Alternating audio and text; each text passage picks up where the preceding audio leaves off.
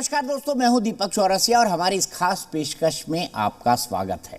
बाबा बागेश्वर धाम, आपको पता है आजकल इनको इंटरनेट पर सबसे ज़्यादा सर्च किया जा रहा है। कई लोग तो ऐसे हैं जो ये जानना चाहते हैं कि बाबा बागेश्वर धाम से मिलने किस तरीके से जाया जाए। पिछले 15 दिनों में बाबा बागेश्वर धाम यानी धीरेन्द्र कृष्ण शास्त्री, जिनकी उम्र मात्र 26 साल है, सोशल मीडिया पर और टेलीविज़न चैनल्स पर सबसे बड़ी सेंसेशन है। इनका सबसे पहला इंटरव्यू जी न्यूज़ ने आपको दिखाया था और जी न्यूज़ ने ही इनके तमाम क्लिप्स दिखाए थे जो ये दरबार लगाते हैं और उस पर उन्होंने बेबाकी से अपनी बात कही थी। उनका कहना था भूत प्रेत नहीं होते, पॉजिटिव और निगेटिव एनर्जी का खेल है जिसको वो बाबा सन्यासी बाबा और बालाजी की कृपा से दूर करने की कोशिश करते हैं। उनका ये भी कहना था कि वो कोई चमत्कार नहीं करते, अंधविश्वास नहीं सिखाते, ये भगवान के प्रति और इष्ट देव के प्रति उनकी श्रद्धा है जिसके चलते ये सब हो जाता है।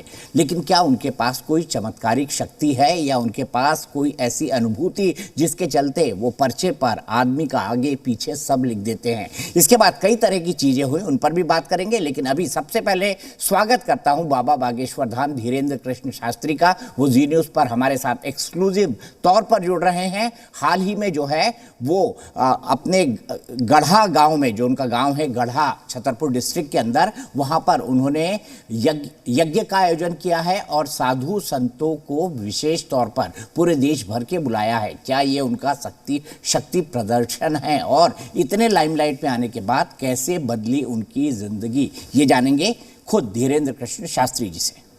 तो बाबा धीरेन्द्र कृष्ण शास्त्री जी, सबसे पहले तो ये बताइए कि आप पिछले 15 दिनों से सोशल मीडिया हो, टेलीविज़न चैनल्स हो, हमने सबसे पहले आपका इंटरव्यू किया था, आप लगातार ट्रेंड कर रहे हैं। लोग ये जानना चाह रहे हैं कि बाबा बागेश्वर धाम से मिलने कैसे जाया जाए। गूगल पे सर्च किया जा रहा है और बाकी सर्च इंजन पे सर्च किया जा रहा है। आप मुझे बताइए पिछले 15 दिनों में आपकी ज़िंदगी कैसे बदली इतने ज़्यादा चर्चा में आने के बाद? श्री सीताराम बागेश्वर धाम की जय। हमारा जीवन ज्यों का त्यों है, जो पूर्ववत था वो आज है और बालाजी ऐसी कृपा करें कि ज्यों का त्यों हमारा जीवन रहे। जब पिछली बार हमने आपसे इंटरव्यू किया था तब मामला ये था कि अंधश्रद्धा निर्मूलन समिति ने आप पर एक केस किया था, लेकिन नागपुर पुलिस ने आपका पूरा वीडियो देखने के बाद कहा है कि आप पर कोई केस बनता ही नहीं। जो आप पर आरोप लगाए गए थे, अब जब पुलिस कह रही है कि कोई केस बनता नहीं है, उन लोगों को आप क्या कहेंगे? कुछ भी नहीं, ये एक प्लानिंग, सोची समझी हुई साजिशें हैं और ये अनवरत होती रहेंगी।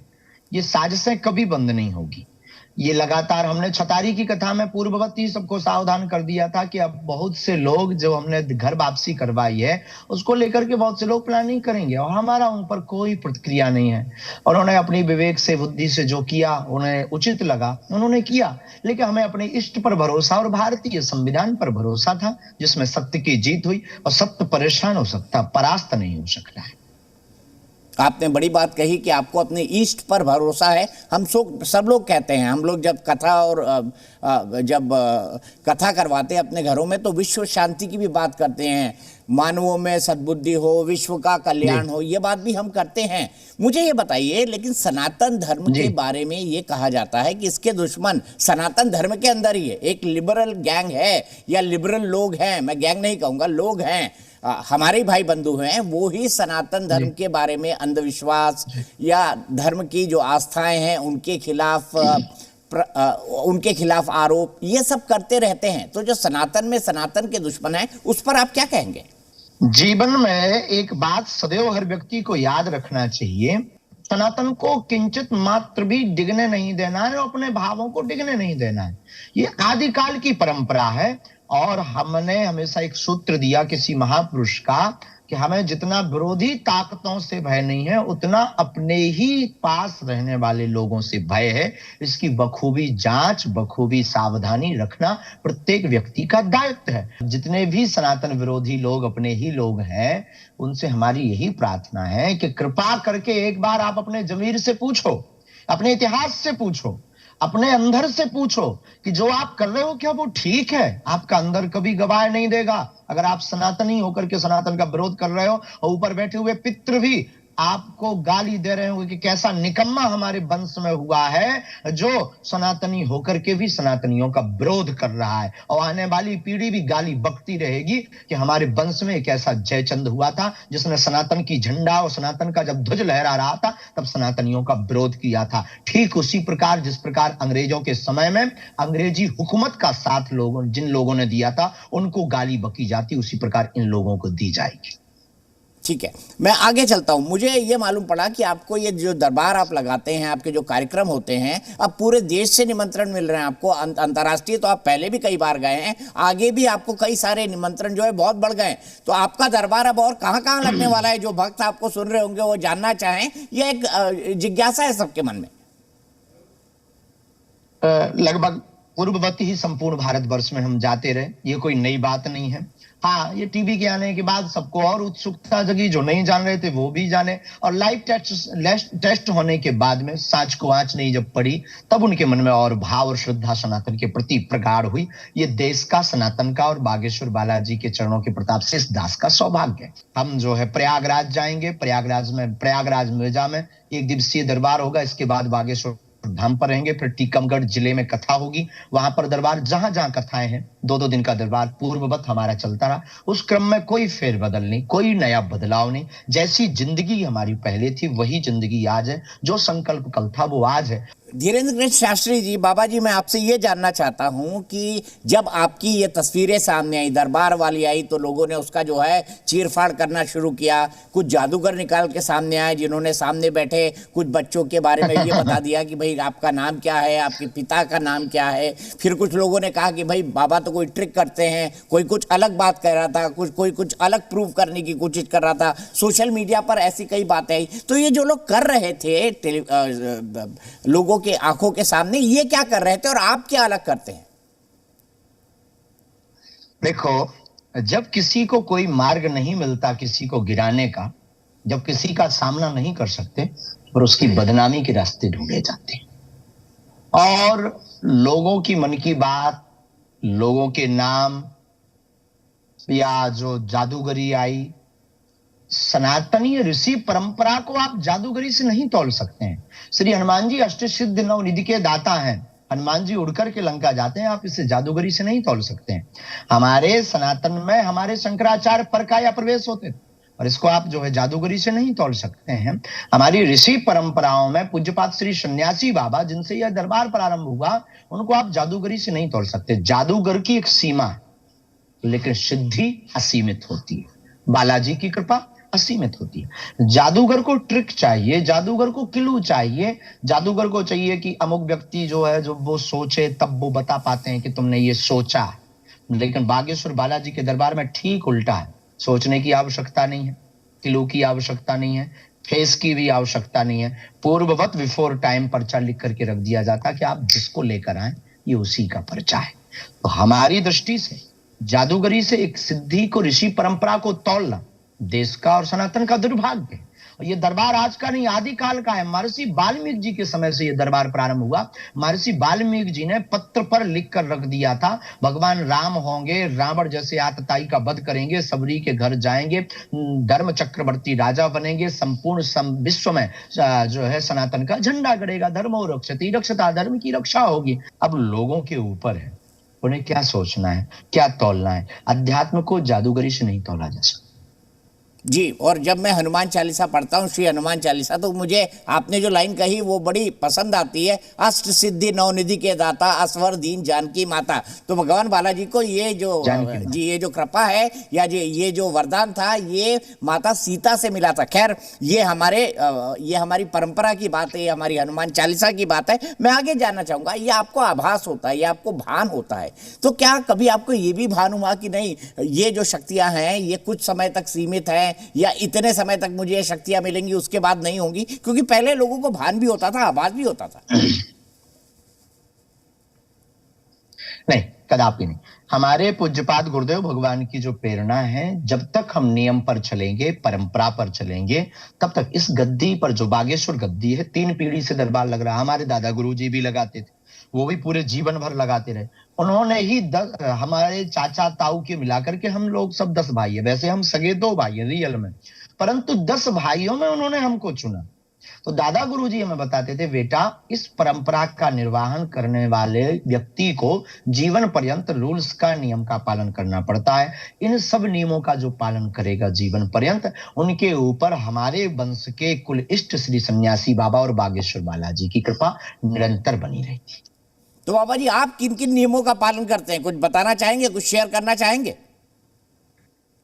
हमारे नियम में यही है, बस एक तो प्रतिदिन उनके चरणों का ध्यान, सबको उनसे जोड़ना, और आने वाली चढ़ोतरी दान पेटी की राशि से गरीब बेटियों का विवाह, भूखे को भोजन करवाना। और कई लोग आते जिनका काम सफल हो जाता, वो कहते गुरुजी हम कुछ करना चाहते, ये देना। तो हम कह देते भैया हमारे पास ईश्वर की बड़ी कृपा है, आप हमारे हो, बस वो कुछ भी करना हो तो किसी गरीब का भला कर दो, किसी गरीब बेटी का विवाह के लिए सहयोग कर दो, किसी भूखे के भोजन के लिए तुम आटा की व्यवस्था कर दो, दाल चावल की व्यवस्था कर दो, जो कहता है। बाकी अपेक्षा कुछ भी नहीं है समाज से, न लोगों से, अपेक्षा सिर्फ हमारी सनातन की और संस्कृति और विषयों की, परंपरा के प्रचार की। आपने कहा बिल्कुल पैसे के लिए नहीं करते, और हमने पिछले इंटरव्यू में आपसे पूछा भी था सवाल कि लोग कह रहे हैं कि आप पैसा जमा करने के लिए करते हैं, पर आप तो कुछ जमा अपने नाम पर तो करते ही नहीं, और कैंसर का अस्पताल बनवा रहे हैं, कई सारी और चीजें भी कर रहे हैं। लेकिन मैं आपसे एक सवाल यहाँ पर जानना चाहूंगा। आपने मुझसे कहा था कि पॉजिटिव और नेगेटिव एनर्जी होती है, उसी के हिसाब से आप आदमी को मेंटली ठीक करते हैं। लेकिन आपके जो तस्वीरों में आप देखें, प्रेत दरबार देखें, उसमें जो है आप कई बार बोलते हैं इसको मारो, इसको पकड़ो, इसको पलट दो, बहुत दिन से दुख दे रहा है। तो ये तो भूत भगाने या प्रेत भगाने जैसा ही हो गया बाबा जी। श्रीमान जी, प्रेत दरबार एक नाम है, नेगेटिविटी एंड पॉजिटिव एनर्जी की लड़ाई है। तो नेगेटिविटी, जो नेगेटिव एनर्जी से ग्रसित है, उस व्यक्ति को मंत्रों के प्रभाव से, जो देखो जगत होते हैं, एक होता भौतिक विज्ञान, एक होता आध्यात्मिक विज्ञान। ये सारा संसार है जो भौतिक संसार है। इसके बाद भी एक संसार है, सूक्ष्म संसार, जिसमें देव आत्माएं हैं, सिद्ध आत्माएं हैं, प्रेत आत्माएं हैं, देवत्व आत्मा है, फिर परमात्मा है। एक लेवल है। उन लेवलों में जो देव आत्माएं हैं, वह देव आत्माएं अपने सकारात्मक प्रभाव से, जो प्रेत आत्माएं हैं, जो हनुमान चालीसा में वर्णन आया, भूत पिशाच निकट नहीं आवे, महावीर जब नाम सुनावे, वह देव आत्माएं ऐसी प्रेत आत्माओं को दंड देती हैं, दंडित करती हैं, और उनको जो है बांधती हैं, और उनकी शक्तियों को छीड़ करती हैं। तो हमारे पास जो ये क्रिया है, ये ऋषि परंपरा की, हनुमान चालीसा की परंपरा है। और हम ये कहते हैं कि हे देव आत्माओं से प्रार्थना करते, सूक्ष्म जगत की जो देव आत्माएं हैं उनसे प्रार्थना करते कि हे देवत्व रूपी आत्माओं, आप जो है ये जो प्रेत आत्माएं हैं, जो भूत पिशाच का वर्णन हनुमान चालीसा में आया, उनसे अगर कोई भी ग्रसित हो तो उसको आप ठीक करो, उस पर आप कृपा करो, उस पर आप सकारात्मक प्रभाव करो, इसको पिटाई लगाओ, इसको दंडित करो, ये बहुत दिन से परेशान कर रहा है। तो जो सूक्ष्म जगत के देवात्माएं हैं, सिद्धात्माएं हैं, वह सिद्धात्माएं हनुमान चालीसा के प्रभाव से इन गंदी आत्माओं को दंडित करती हैं, परेशान करती हैं, और वो व्यक्ति ठीक हो जाता है, और बागेश्वर हनुमान जी की जय जयकार हो जाती है। ठीक है। और जब यही बात सामने आई तो आजकल पता है, आपने कहा सनातन पर कई तरह के हमले होते हैं, तो एक पार्टी के नेता है स्वामी प्रसाद मौर्य, उन्होंने आरोप लगाया, ए आप अंधविश्वास फैला रहे हैं, बी आप ढोंगी है, आप पाखंडी हैं। आपको पता है रामचरितमानस के लिए उन्होंने कहा है या तो इसको बैन कर दो या इसकी चौपाइयां बदल दो। आप इन तीनों बातों पर क्या कहेंगे? मैं चौपाइयों पर बाद में आऊंगा, क्योंकि आपका भी उसके बारे में कोई ना कोई थॉट होगा, कोई ना कोई विचार होगा। इन शब्दों पर क्या कहेंगे? अंधविश्वासी, ढोंगी, पाखंडी क्यों हो रहे हैं आप पर ये हमले? अगर अपने बाप को बाप कहना अंधविश्वास है तो उनसे बड़ा कोई अंधविश्वास ही नहीं। हमें तो उनमें अंधविश्वास नजर आता है। अंधविश्वासी का मतलब यह है हम किसी को बुला करके, दबाव दिखा करके, या किसी से पैसा ऐड करके किसी के ऊपर वो कर। अच्छा, उन्हें सनातन में अंधविश्वास दिख गया, अन्य पंथों में नहीं दिखा, हलीउल्लाह वालों में नहीं दिखा कि एक व्यक्ति को करंट लगाते हैं 25 गिर जाते हैं। उनमें धर्म नहीं, उनमें उन्हें अंधविश्वास नहीं दिखा। मोरपंख वालों में, केवल सनातन में दिखाई पड़ा। हनुमान चालीसा क्या अंधविश्वास है? और उनके कहने से रामचरितमानस की चौपाइयां बदली जाएंगी, ये बेफिजूली की बात है, सस्ती लोकप्रियता पाने का ढंग है। और भारतीय जनता से प्रार्थना है कि ऐसे लोगों को मुंह तोड़ जवाब दिया जाए, ताकि ऐसी जरूरत दोबारा वो बोलने की ना करें। और ऐसे लोगों को भारत में रहने का अधिकार नहीं है। जिस संविधान के प्रथम पृष्ठ पर भगवान राम का चित्र पुष्पारूढ़ वाला बना हुआ हो, उस संविधान को मानने वाले लोग अगर भगवान राम का प्रथम पृष्ठ नहीं मानते, उन्हीं प्रथम पृष्ठ की गाथा रामचरितमानस को नहीं मानते, ऐसे लोगों को वीजा पासपोर्ट लेकर के दूसरे देशों में रह जाना चाहिए। स्वामी प्रसाद मौर्य के लिए कह रहे हैं दूसरे पंथ से ज्यादा। स्वामी जी, आप ये क्या स्वामी प्रसाद मौर्य के लिए कह रहे हैं? कैंसर से ज्यादा खतरनाक है वो आदमी, जिसने भी यही बोला उनके लिए।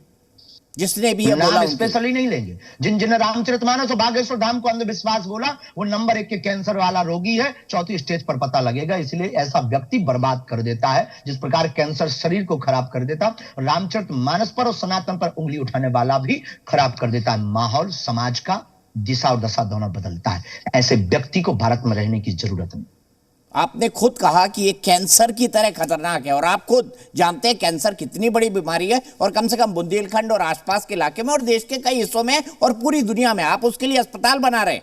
आप उन लोगों को जो रामचरितमानस पर सवाल उठा रहे हैं उनको कैंसर कह रहे हैं, तो बहुत बड़ी बात है। 2029 तक हम कैंसर हॉस्पिटल सबके सहयोग से, संपूर्ण भारतवर्ष के सहयोग से बुंदेलखंड में बनवा रहे हैं, क्योंकि बुंदेलखंड पिछड़ा है। और ऐसे कैंसर लोगों के लिए ही बागेश्वर बालाजी में दुआ और दवा दोनों मिलेगी।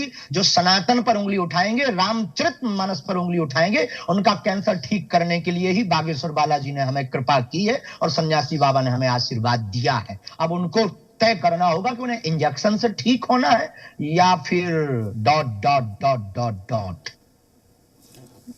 बाबा जी, आपने ठीक कहा कि कैंसर अस्पताल आप किसके लिए बता रहे हैं, आपने उसका पूरा विवरण दिया, लेकिन मैं आपसे एक चीज, एक कदम आगे बढ़कर और पूछना चाहूंगा। मैं ये जानना चाहूंगा कि क्या रामचरितमानस में शूद्रों या फिर पिछड़ी तबकों का अपमान किया गया है, जो आरोप लग रहा है? दूसरा, मैं ये भी आपसे जानना चाहूंगा कि अगर रामचरितमानस के बारे में ये बात कही जा रही है, तो क्या ये करके सनातन को बांटो जातियों में और जातियों का वोट लो, इसकी भी कोशिश है? बहुत बड़ी कोशिश यह है। सनातन को जातिवाद में पढ़ा करके पहली बार उन व्यक्तियों को डर हुआ है। एक बागेश्वर धाम का एक निकला व्यक्ति, और उसने समूचे भारतवर्ष के प्रत्येक समाज को, प्रत्येक संत को एक कर दिया। अब इनके पास कोई उपाय नहीं है, तो टॉपिक को बदलना है। एक इंटरनेशनल बड़ी साजिश है, जिसमें हिंदुओं को हिंदुओं से लड़वाकर, जातिवाद के नाम पर लड़वाकर राज करना चाह रहे हैं। सस्ती लोकप्रियता पाकर देश पर राज करना चाहते हैं। ऐसे लोग कैंसर की तरह घातक हैं। या तो जिस प्रकार किम जोंग ने किया था, कि जैसे किम जोंग के देश में कोविड-19 के केस मिले थे, तो उन्होंने कहा था या तो देश छोड़ दो या प्राण छोड़ दो, क्योंकि उस व्यक्ति के कारण पूरा देश नहीं हम मार सकते हैं। तो ऐसे व्यक्ति को भारत सरकार को या तो देश छोड़ने का कहना चाहिए, या उससे कह दें कि तुरंत सरेंडर हो जाए और उसको जेल भेजना चाहिए। मतलब ये कह रहे हैं कि जो रामचरितमानस का विरोध कर रहे हैं, उनसे उसी तरह डील करना चाहिए जिस तरह से किम जो ने अपने देश नॉर्थ कोरिया में कोरोना से किया था। यस यस माय डियर, बिल्कुल मेरे प्यारे, यही हम कहना चाह रहे हैं। और बहुत जरूरी भी है, क्यों जातिवाद पे फैला रहे। ग्रंथ का धर्म है शिक्षा देना। ये कोई किसी जातिवाद की तरफ उंगली नहीं है गोस्वामी तुलसीदास जी की। जातिवाद की रोटियां सेक कर अपना भला करने की तैयारी है। तो क्या पर हम सब हिंदू एक, जो सनातन के आलोचक है, वो ये कहते हैं, हमेशा से ये कहते रहे हैं कि भाई आपने तो जाति व्यवस्था में लोगों को बांट दिया, एक शूद्र बना दिया, एक कुछ और बना दिया, एक को ब्राह्मण बना दिया जो सबसे ऊपर है, और यही कह के वो इसका अपमान भी करते हैं कभी कभी, और कभी कभी नाजायज टिप्पणी करते हैं, जैसे इस मामले में भी आपने देखा। तो क्या ये सही है कि सनातन ने जो है लोगों को जाति व्यवस्था में बांटा? कर्म के आधार पर हमारे पूर्व में भी जातियां थी, परंतु जातिवाद नहीं था। लेकिन इसका मतलब यह नहीं है कि आप जो है किसी को भी वैमनस्यता फैलाने के लिए बार बार टारगेट करें। ठीक है, आप कह रहे हैं कि वैमनस्यता फैलाने के लिए बार बार टारगेट नहीं। आपने घर वापसी की बात की। क्यों लगता है महाराज जी आपको कि घर वापसी जैसी चीजों की अब भारत के अंदर जरूरत है, जबकि हर आदमी को यह अधिकार है कि वो जो चाहे धर्म वो स्वतंत्रता एक बार नहीं हजार बार घर वापसी क्यों हो सकता है? इसलिए एक बार नहीं 1000 बार घर वापसी की आवश्यकता है। इस देश में छोटा मोटा ट्रिक का चमत्कार दिखा करके मदर टेरेसा बन रही है। इस देश में छोटा मोटा चमत्कार दिखा करके साईं मियां बन रहे हैं। इस देश में छोटा मोटा ट्रिक दिखा करके छोटी मोटी हहुल्ला करवा करके धर्म परिवर्तन भोले भाले लोगों को करवा रहे हैं, सनातन विरोधी काम करवा रहे हैं। उन लोगों के मुंह पर पहली बार जब झापड़ लगा, जब बागेश्वर बालाजी का दरबार लगा, तब उनको खबर लगी, हौस लगी। जो भोले वाले लोग चले गए थे दूसरे धर्म में, उन्हें लगा कि असली बात तो ये है। हमने उन्हें बताया कि अपने धर्म में कितनी ताकत है।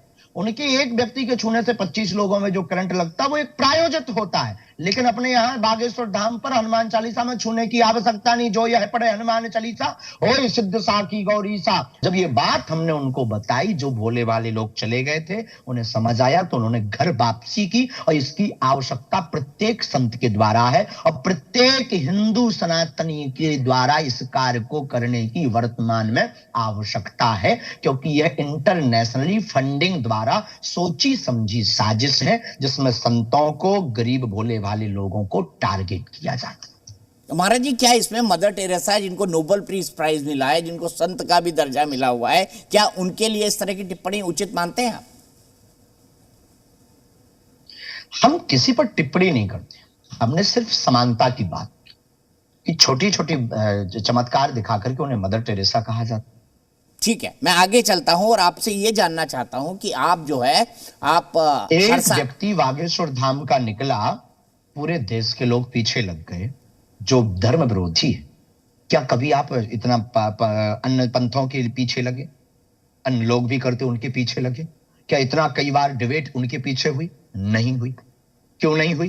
क्योंकि अगर उनके पीछे इतनी डिबेट होगी या उनके पीछे ये इतनी टिप्पणी करेंगे तो वो जिंदा नहीं बचेंगे।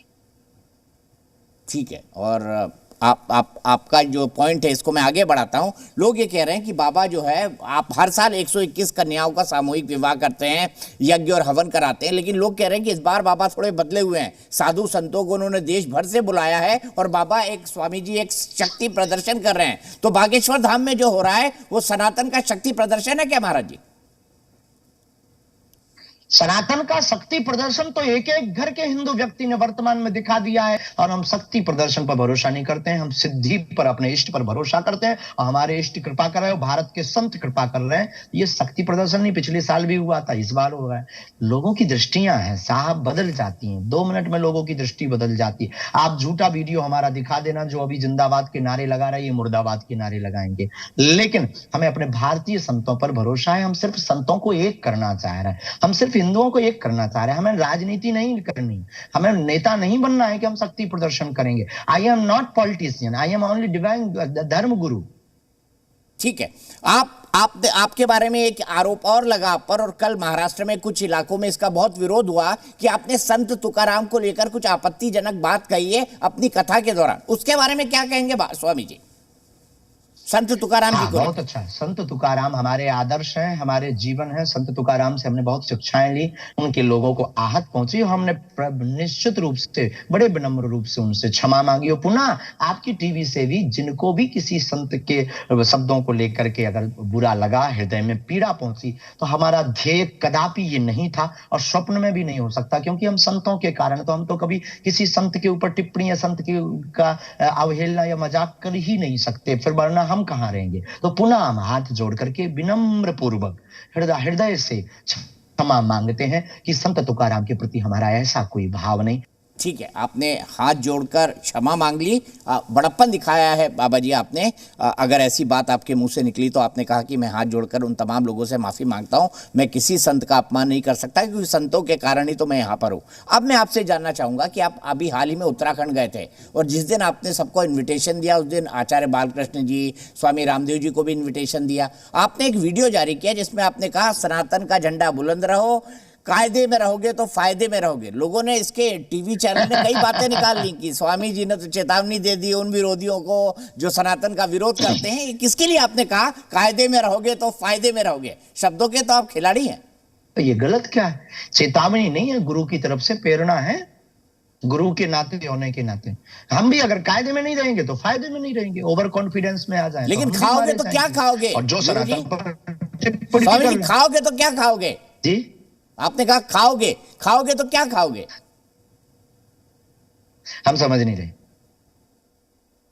मेरे ख्याल से मैंने आपकी अधूरी लाइन सुनी, शायद मैंने मिस इंटरप्रेट कर दिया, लेकिन मैं आगे बढ़ता हूं। जब आप हिंदू राष्ट्र की बात करते हैं, जब आप सनातन राष्ट्र की बात करते हैं, लोग कहते हैं कि हमारे बाबा बागेश्वर धाम तो संविधान के विरुद्ध बोल रहे हैं, क्योंकि संविधान तो हमारा कहता है कि हम एक सेक्युलर मुल्क हैं और इसको एक धर्म का मुल्क नहीं, देश नहीं बनाया जा सकता, तो हिंदू राष्ट्र तो कभी बन ही नहीं सकता। बाबा सपने दिखा रहे हैं। नहीं, कोई सपना नहीं। भारत हिंदू राष्ट्र है और संविधान में धर्म नहीं लिखा है, संविधान में लिखा है पंथ निरपेक्ष। धर्म तो सिर्फ सनातन है, बाकी तो सब पंथ है। धर्म सिर्फ सनातन है और हमने सनातन धर्म हिंदू राष्ट्र घोषित। हिंदू का मतलब हिंसा को दमन करने वाला राष्ट्र, जो हिंसा को किंचित मात्र स्थान न दे, वो हिंदू। हमने कहा भारत हिंदू राष्ट्र है, संविधान के खिलाफ नहीं, हम संविधान के साथ हैं। हमारे पूर्वजों ने संविधान को स्वीकार किया। संविधान में यह लिखा है पंथ निरपेक्ष राष्ट्र। तो धर्म तो सिर्फ हिंदू धर्म है, सनातन ही केवल धर्म है, बाकी कोई दुनिया में धर्म नहीं है, सब पंथ हैं। तो हमने सिर्फ इतना कहा, हिंदू का मतलब हिंसा को दमन करने वाला ही हिंदू कहलाता है। हिंदू राष्ट्र का मतलब हिंसा मुक्त राष्ट्र। अगर हिंसा मुक्त राष्ट्र चाहते हो तो भारत हिंदू राष्ट्र घोषित करो।